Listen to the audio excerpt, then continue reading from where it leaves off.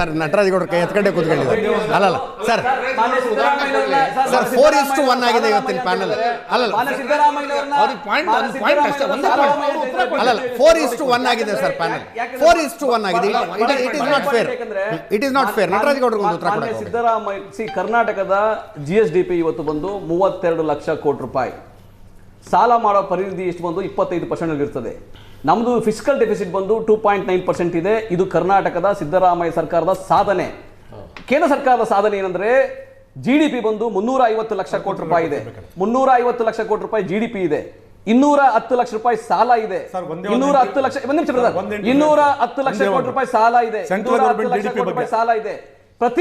ಪ್ರತಿ ವ್ಯಕ್ತಿಯ ಭಾರತೀಯನ ಮೇಲೆ ಮೋದಿ ಸರ್ಕಾರ ಹಾಕಿರ್ತಕ್ಕಂಥದ್ದು GDP ಮೇಲೆ 1.3 ಲ್ಯಾಕ್ 1,34,000 ರೂಪಾಯಿ ಸಾಲವನ್ನ ಓದಿಸಿದ್ದಾರೆ, ತಲೆ ಮೇಲೆ ಓದಿಸಿದ್ದಾರೆ. ರಾಜ್ಯದಿಂದ 5.5 ಲಕ್ಷ ಕೋಟಿ ರೂಪಾಯಿ. ಒಂದು ದೇಶ ಆಗಲಿ ರಾಜ್ಯ ಆಗಲಿ ಆರ್ಥಿಕ ಶಿಸ್ತನ್ನು ಪರಿಗಣಿಸೋದಕ್ಕೆ ಎರಡು ವಿಧಾನ. ಒಂದು ಫಿಸ್ಕಲ್ ಡಿಫಿಸಿಟ್ ಎಷ್ಟಿದೆ ಅನ್ನೋದು, ಇನ್ನೊಂದು ಕ್ಯಾಪಿಟಲ್ ಎಕ್ಸ್ಪೆಂಡಿಚರ್ ಹೆಂಗಾಗ್ತಿದೆ. ಎರಡು ಮಾನದಂಡಗಳು. ಮತ್ತೊಂದು ಹೇಳ್ತೀನಿ ಕೇಳಿ. ತಲಾ ಆದಾಯ ಜಾಸ್ತಿ ಆಗಿದೆ. ತಲಾ ಆದಾಯ ಜಾಸ್ತಿ ಆಗಿರೋದಕ್ಕೆ ನೀವು ಗ್ಯಾರಂಟಿ ಕೊಡ್ತಾ ಇರೋದೇ ಉದಾಹರಣೆ ಕಾರಣ ಅನ್ನುವುದಾದ್ರೆ, ವರ್ಷದಿಂದ ವರ್ಷಕ್ಕೆ ತಲಾ ಆದಾಯ ಜಾಸ್ತಿ ಆಗ್ತಾ ಹೋಯ್ತಲ್ಲ, ಗ್ಯಾರಂಟಿ ಕೊಡ್ತಾ ಇದ್ದ ಅವಧಿಯಲ್ಲಿ ಜಾಸ್ತಿ ಆಗಿದೆಯಾ, ಗ್ಯಾರಂಟಿ ಕೊಡದೇ ಇದ್ದ ಅವಧಿಯಲ್ಲಿ ಜಾಸ್ತಿ ಆಗಿದೆಯಾ, ಅದನ್ನ ಒಂದ್ಸಲ ನೋಡ್ಬೇಕು. ಆಮೇಲೆ ಒಂದ್ ನಿಮಿಷ ತಲಾ ಆದಾಯ ಸರ್, ಒಟ್ಟಾರೆ ರಾಜ್ಯದ ತಲಾ ಆದಾಯ ಹೇಳ್ತಾ ಇದ್ದೀರಿ. ಯಾದಗಿರಿ ತಲಾ ಆದಾಯ ಹೇಳ್ರಿ, ಕಲಬುರಗಿ ತಲಾ ಆದಾಯ ಹೇಳ್ರಿ, ರಾಯಚೂರಿನ ತಲಾ ಆದಾಯ ಹೇಳ್ರಿ, ಕೊಪ್ಪಳ ತಲಾ ಆದಾಯ ಹೇಳ್ರಿ. ನೀವು ಬೆಂಗಳೂರಿಗೆ ಹಿಡ್ಕೊಂಬಂದು ಕೊಡಬೇಡಿ. ಇಲ್ಲಿ ಅದೇ ಗ್ಯಾರಂಟಿ ಯೋಜನೆಗಳ ಮುಖಾಂತರ ಎಲ್ಲರನ್ನೂ ಕೂಡ ಮಾಡ್ಬೇಕಂತ ಹೇಳಿದ್ದು. ನಾನು ನಿಮ್ಗೆ ಏನ್ ಹೇಳ್ತಾ ಇದ್ರೆ, ಕರ್ನಾಟಕದ ಫಿಸ್ಕಲ್ ಡೆಫಿಸಿಟ್ 2.9% ಇರ್ಬೇಕಾದ್ರೆ ಕೇಂದ್ರ ಸರ್ಕಾರದ ಫಿಸ್ಕಲ್ ಡೆಫಿಸಿಟ್ 4.4% ಇದೆ. ಅದನ್ನೇ ಹೇಳ್ತಾ ಇರೋದು. ಅಲ್ಲಿ ಸಾಲ ಮಾಡಿ ನಮ್ಮ ರಾಜ್ಯ ತಂದು ಕೊಡ್ತಿಲ್ಲ, ತೆರಿಗೆ ತಗೊಂಡು ರಾಜ್ಯ ತಂದು ಕೊಡ್ತಿಲ್ಲ. GDP ಬಗ್ಗೆ ಬೇರೆ ಇದೆ. ನಿಮ್ಮ ಅಂಕಿಅಂಶ ನೀವು ಹೇಳಿ. ರಿಯಲ್ ಆಗಿ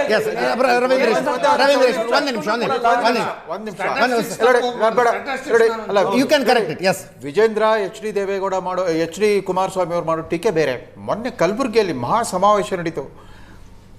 ಮಲ್ಲಿಕಾರ್ಜುನ್ ಖರ್ಗೆ ಅಖಿಲ ಭಾರತ ಕಾಂಗ್ರೆಸ್ ಅಧ್ಯಕ್ಷ ಹೇಳಿದ್ರು, DK ಶಿವಕುಮಾರ್ ಅವರೇ ನಮ್ಗೆ ಶಾಲೆಗಳನ್ನು ಕೊಡಬೇಡಿ, ಇರೋ ಶಾಲೆಗಳಿಗೆ ಶಿಕ್ಷಕರನ್ನು ಕೊಡಿ, ನಮ್ಮಲ್ಲಿ ರಿಸಲ್ಟ್ಗಳು ಬಹಳ ಕೆಟ್ಟದಾಗಿ ಬರ್ತಾ ಇದಾವೆ. 1% ಬಂದಿದೆ. ಒಂದು ನಿಮಿಷ ದಯಮಾಡಿ, ಇವರ ಆರ್ಟಿಕಲ್ 371J ತಂದ ಕೀರ್ತಿ ಅವ್ರಿಗಿದೆ.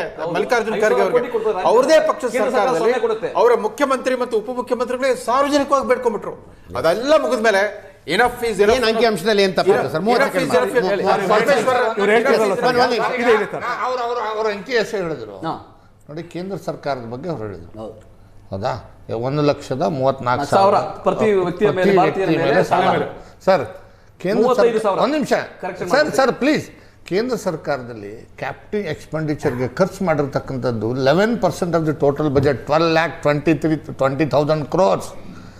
ಸಿದ್ದರಾಮಯ್ಯನವರು 2014ರಲ್ಲಿ ಈ ದೇಶ ಕ್ಯಾಪಿಟಲ್ ಎಕ್ಸ್ಪೆಂಡಿಚರ್ 2 ಲಕ್ಷ ಕೋಟಿ ಮಾಡ್ತಿತ್ತು ಸರ್. ಸರ್ ಡೆಫಿಸಿಟ್ ಎಷ್ಟು ಗೊತ್ತಾ ಸರ್? 2014ರಲ್ಲಿ ಕ್ಯಾಪಿಟಲ್ ಎಕ್ಸ್ಪೆಂಡಿಚರ್ 2 ಲಕ್ಷ ಕೋಟಿ ಮಾಡ್ತಾ ಇತ್ತು. ಸಾಲದ ಮೇಲೆ ಬಡ್ಡಿಗೆ 15 ಲಕ್ಷ ಕೋಟಿ ರೂಪಾಯಿ ಕೇಂದ್ರ ಸರ್ಕಾರ ಕೊಡುತ್ತೆ, 16 ಲಕ್ಷ ಕೋಟಿ ರೂಪಾಯಿ ಕೇಂದ್ರ ಸರ್ಕಾರ ಕೊಡುತ್ತೆ. ಸರ್ ಒಂದು ನಿಮಿಷ, ಟೈಮ್ ಮುಗಿತಾ ಇದೆ.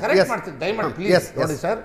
ಸಿದ್ದರಾಮಯ್ಯನವರ ಅಧಿಕಾರದ ಅವಧಿಯಲ್ಲಿ ಅವರು ಹೇಳಿದಾಗೆ 2,04,000 ತಲಾ ಆದಾಯ ಹೆಚ್ಚಿಗೆ ಆಗಿದೆ ಅಂತ ಒಪ್ಕೊಳ್ಳೋಣ ಅಂತಂದ್ರು ಇಟ್ಕೊಂಡ್ರು ಕೂಡ 1 ಲಕ್ಷ ಒಬ್ಬರ ಮೇಲೆ ಸಾಲ ಹೊರಿಸಿದ್ದಾರೆ.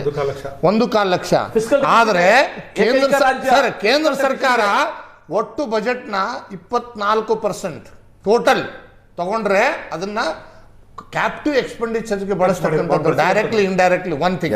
ಸೆಕೆಂಡ್ ಥಿಂಗ್ ಸರ್, ಬೊಮ್ಮಾಯಿ ಅವರು ಅಧಿಕಾರದ ಅವಧಿಯನ್ನು ಬಿಡುವಂತ ಸಂದರ್ಭದಲ್ಲಿ ಸರ್ಪ್ಲಸ್ ಬಜೆಟ್ ಕರ್ನಾಟಕದ ಖಜಾನೆಯಲ್ಲಿ 25,000 ಕೋಟಿ ಇತ್ತು.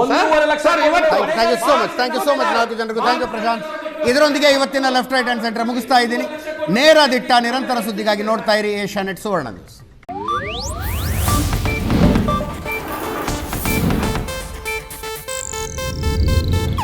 ಇದು ಏಷ್ಯಾನೆಟ್ ನ್ಯೂಸ್ ನೆಟ್ವರ್ಕ್ ಪ್ರಸ್ತುತಿ.